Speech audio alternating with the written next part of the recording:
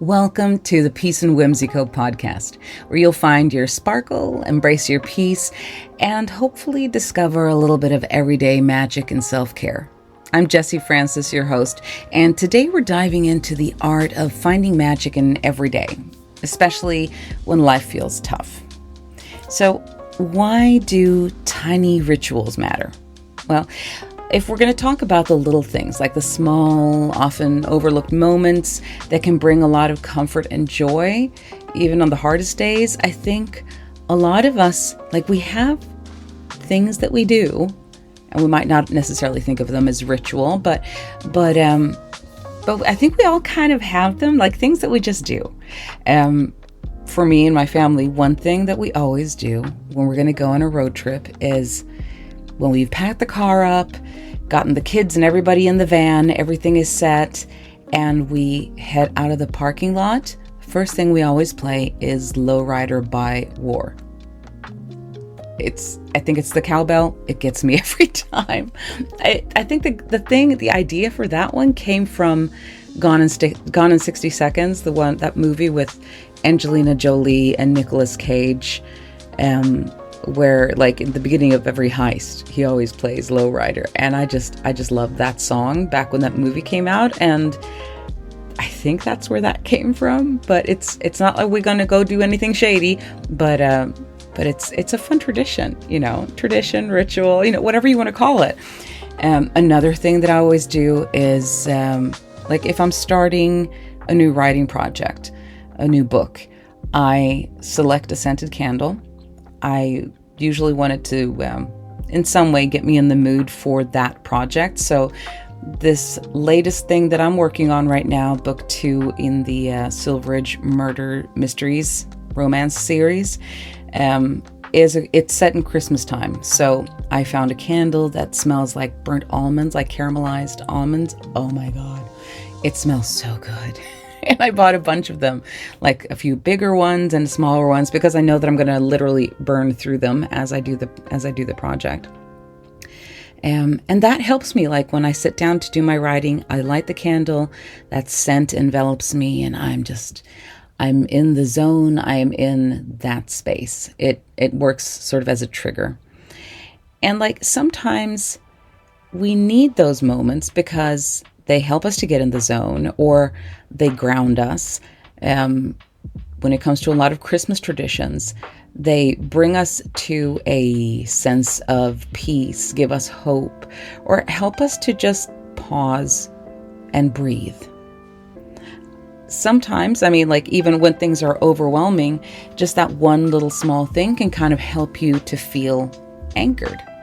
So what's one little thing that brings you comfort or makes you smile even on a tough day? Is there anything that you can think of right now? I don't know. If we go into the science of that kind of the magic, the rituals behind things, if we're going to go a little bit deeper, rituals aren't just about the action. It's about the feeling and the intention behind them.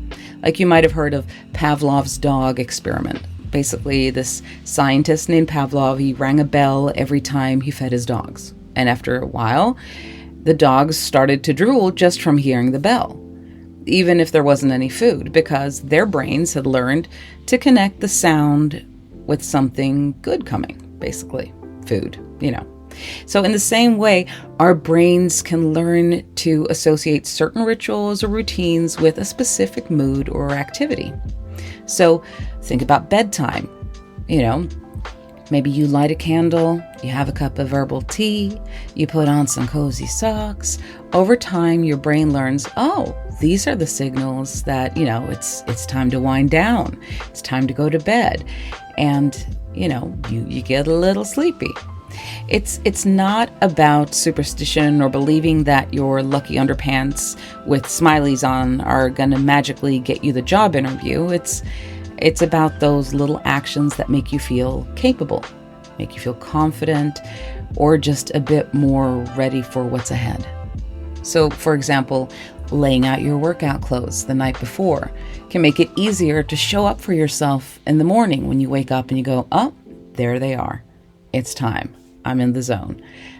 Putting on a special playlist might help you to get in the zone for work or for creativity. I have a playlist that I put on when I have my devotional, like when I'm going to sit down to journal. I always put on the same music. I don't know why. I just do, and it makes it feel special. Even like silly little things like fun socks or a favorite mug can kind of become your own personal cheerleader that way. So these rituals help us to create a sense of control and comfort, especially when life feels really chaotic. They don't have to really be elaborate or spiritual. They just have to work for you.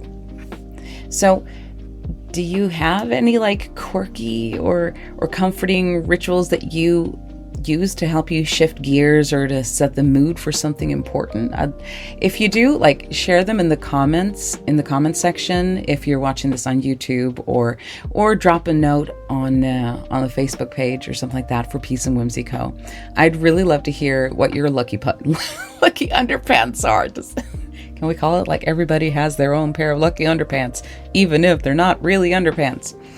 But how do you create your own everyday magic? Like, you don't have to wait for big special occasions to feel a little bit of that extra sparkle, you know? Sometimes it's about creating it yourself. So these are a few of the favorite things that I have, like favorite tiny rituals or routines that I have when I need to feel grounded, or I need to get myself a dopamine fix, or just relax a little bit when things are rough. Making tea in my favorite mug.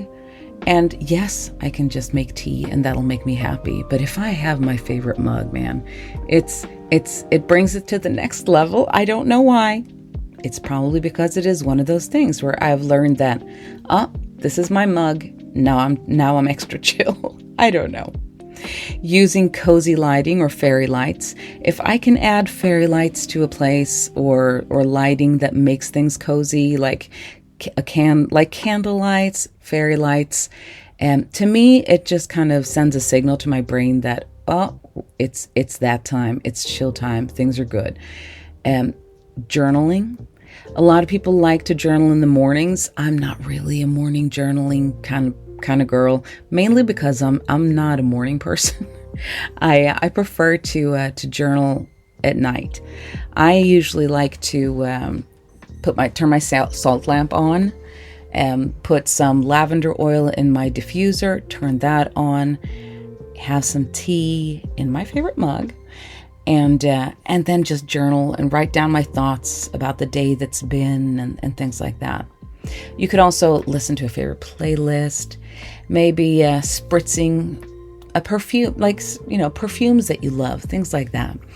To me as well, like decorating my planner is very much a time where I get out my stickers, my washi tape, those things, and I kind of get into the zone and know that it's planner time. It's time to sort of take charge of this month ahead. And for me, that is really good. It's like, it helps me to focus. I would really, really encourage you to find what feels good to you.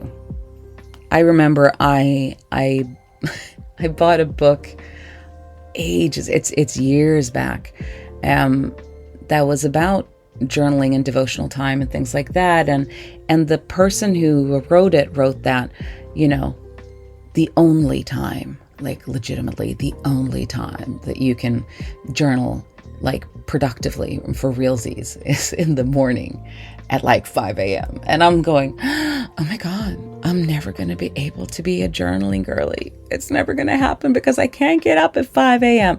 It's, I think it's really important to not take anything that anybody says, not necessarily as the whole truth, nothing but the truth, so help you God. Like, there's everything has to be something that works for your life situation. And everybody's lives and workflow and family situation is different. So you need to think in regards to that. You can't just be like, okay, well, this chick over here in this book said that, or this person on this podcast, Jessie says that you can only do this or that, and that's the only way to do it. No, it doesn't matter how small or silly it is. It could be a tiny thing, and if it works for you, then that's awesome. And if it makes you happy, then you're on the right path, So no ritual is too small or too silly if it makes you happy. If something feels comforting or gives you a little bit of that sparkle, that's your sign it's working. It's a good thing. And remember, rituals can change with the seasons of your life. Like what works for you right now might be different in a few months, and that's okay. That's totally legit. I think with the different seasons of life, like things are so different when you, for example, become a mom for the first time. And all of a sudden you have a newborn to care for, and you're trying to sort of redefine what self-care is. Like maybe you can't do the same things, but maybe you can do something else that has the same effect. Does that make sense? Like, maybe I don't have time for an entire spa day, but I can still take a nice shower at the end of the day and do a DIY hair mask or whatnot. Like totally depending on what things you're into. If it's going for a hike or whittling on some wood, or if it is, whatever. Like it can look different depending on what stage in life you're in. If you just moved out of your parents' house, if you just had a baby, if you are super focused on your career right now and you just do not have time for anything else, how can you factor in that sense of ritual and self-care in your life where you are right now, and accept that things will change and they will shift. Anyway, I thought it would be kind of nice to just have a bit of a moment together. So if we all just chill for a second and notice something around you right now that feels comforting or beautiful. Just kind of take a moment to pause wherever you're at right now. You don't need to close your eyes. Just breathing in and relaxing and saying, is there anything around me right now that I can either see or feel or smell or touch that brings me a bit of comfort and good? Doesn't need to be anything huge.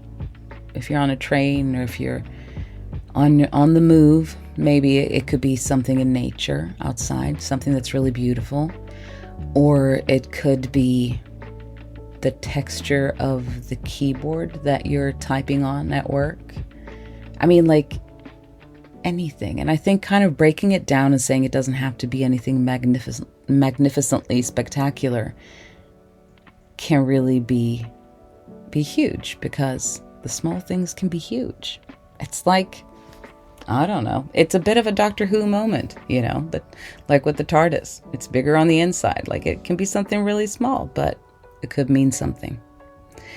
So I would really, really love to hear what you have in regards to like tiny rituals or moments of just everyday magic that you found in your own life. I would love it if you send me a DM on Instagram, or send me a note on the wall on Facebook, or a comment down on YouTube if you're listening to this, watching this on YouTube. Just share what your thoughts are on the subject. Maybe if you do like journaling, here's a little prompt. You could try writing down 3 small things that brought you a spark of joy this week. Or you could jot down a ritual that you'd like to try adding to your day just for you. Anything really. So thank you so much for joining me for another episode of the Peace and Whimsy Co podcast. Remember, a little bit of whimsy can brighten every day. Cozy tools, creative hearts, and compassionate living. See you next time. Bye-bye.